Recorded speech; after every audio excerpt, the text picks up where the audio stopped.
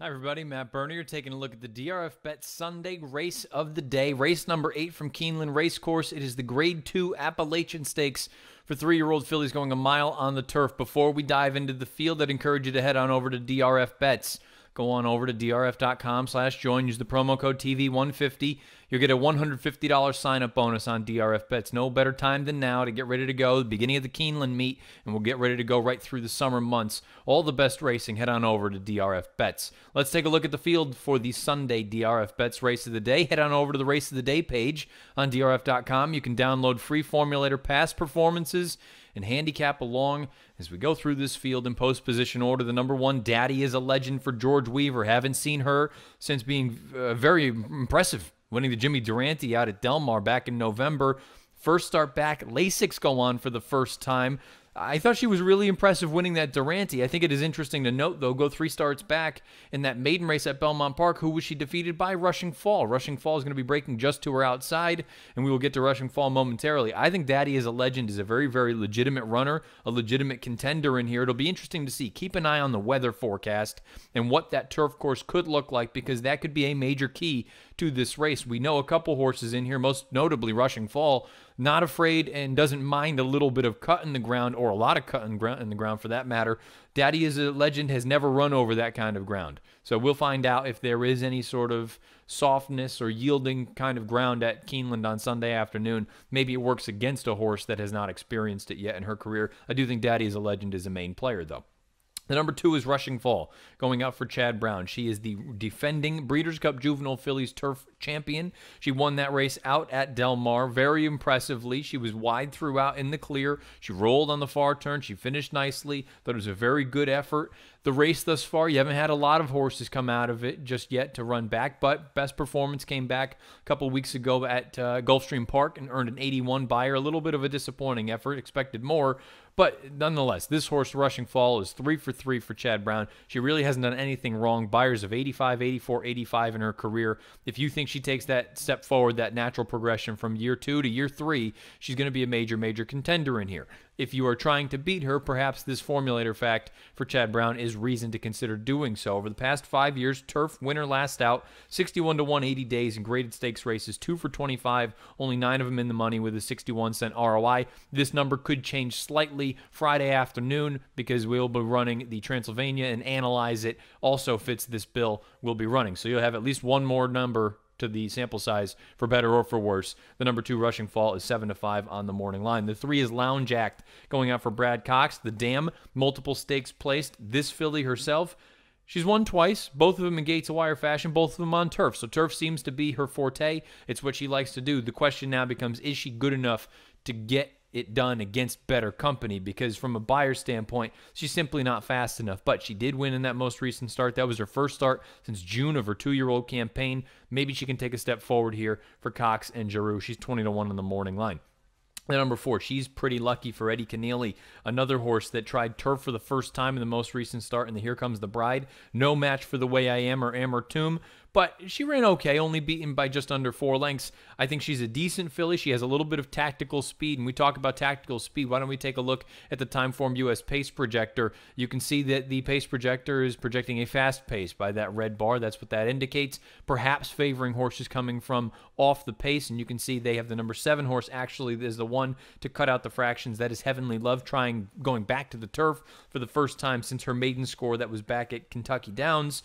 You also have a couple other runners close to the pace, including the number 4, She's Pretty Lucky. So if you believe she could sit just off of a horse that possibly has seen better days or just not in good form right now, maybe she could inherit this thing turning for home.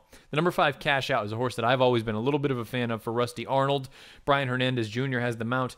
I thought the Goldenrod that she ran on dirt was good, but really the effort that I was most impressed with was the Jessamine. Back here at Keeneland, going back in her 3rd lifetime start, she was beaten by Rushing Fall, but she made a big move and she just got run down late. And I know that these girls all had a big pace to run into that day, over soft going, but I think there's some reason to like Cash Out. Her 3-year-old form is a little bit iffy at best. The Florida Oaks, I thought she ran okay, but it felt like she was passing tired horses. That was also the first time with blinkers on. I think, again, if you believe the Timeform US Pace Projector, where if there's going to be a hot pace, perhaps she can come on. And something also to keep in mind going forward for the entirety of the Keeneland meeting. Certain horses run well at Keeneland over the turf. Other horses do not. The fact that Cash Out has already proven that she can run well over that turf course down in Lexington, I think that's a major positive. She's 15-1 on the morning line, perhaps a horse you would want to use underneath. Number 6, Dixie Moon for Catherine Day Phillips. First start as a 3-year-old. Mike Smith has the mount. 3 for 5 lifetime. I think this horse has some ability. Also figures to be forwardly placed. The question becomes, is she this good on the turf? She's 2 for 2 on synthetic. She's 1 for 3 on turf. I don't think she ran bad in the Cup and Saucer when she won in Gate to Wire fashion 3 starts back. And I don't think she ran horribly in the Breeders' Cup Juvenile Fillies turf. No match for Rushing Fall. If she takes a step forward from 2 to 3, certainly she's an interesting one. You also have to make a call. Do you think that she has the true ability to sit and pass horses? She did it in her career debut, going 7/8 of a mile on the synthetic surface. The number 7 has just fooled me. Heavenly Love from Mark Cassie and Julian Leperoux. I thought she was tremendous when she broke her maiden at Kentucky Downs in lifetime start number 2. I thought she was awesome winning the Grade 1 Alcibiades on dirt here last year as a 2-year-old. There's a reason she was 7-2 in the Breeders' Cup Juvenile Fillies. Starting with that race, which you can give her the benefit of the doubt because she was down to the inside. You wanted her to be on the outside portion of the main track at Del Mar Breeders' Cup weekend.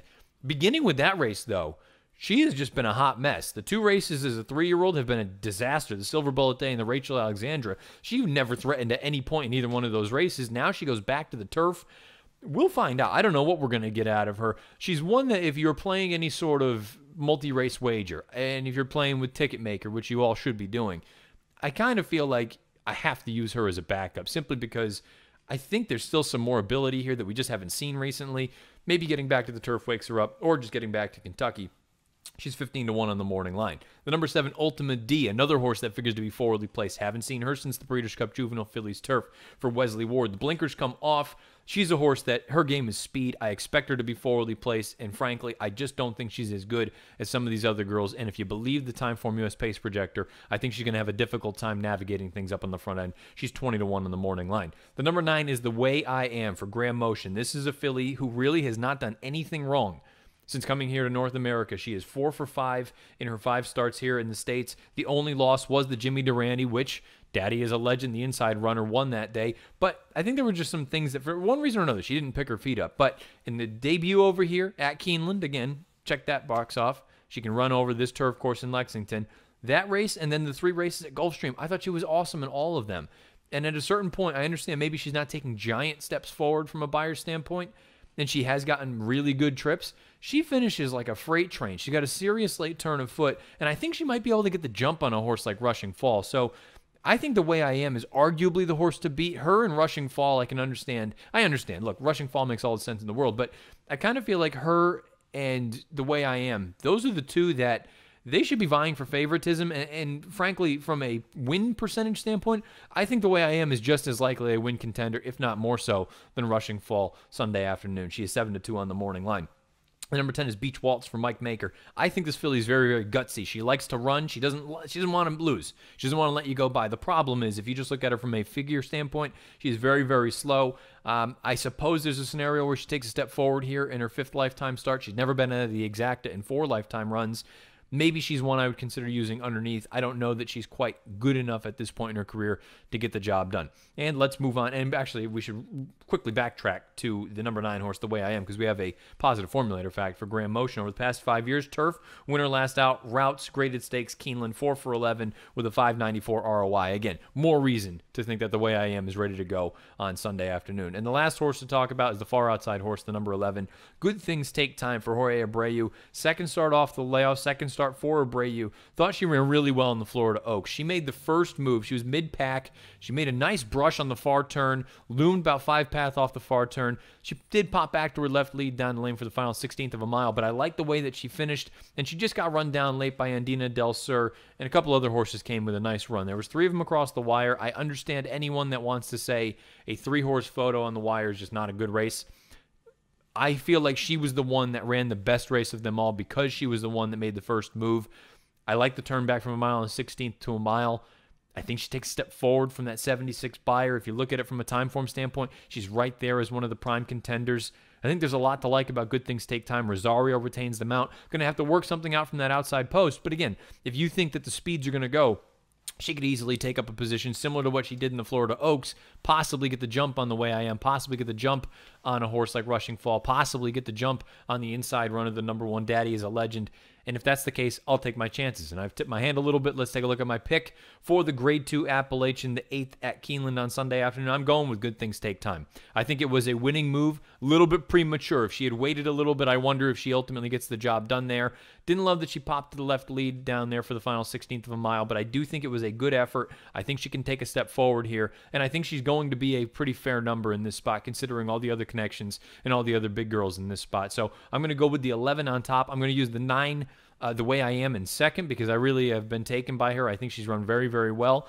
And I understand rushing fall. Wouldn't be surprised at all if she won this race, but I just want to take a little bit of a shot against her. I'm going to pick her in third, and then Daddy is a Legend in fourth. So for me, 11, 9, 2, and 1, and the 8th at Keeneland on Sunday, the DRF Bets race of the day, the Grade 2 Appalachian. Again, if you're playing the Grade 2 Appalachian, DRF Bets is the only way to do it. Head on over to drf.com/join.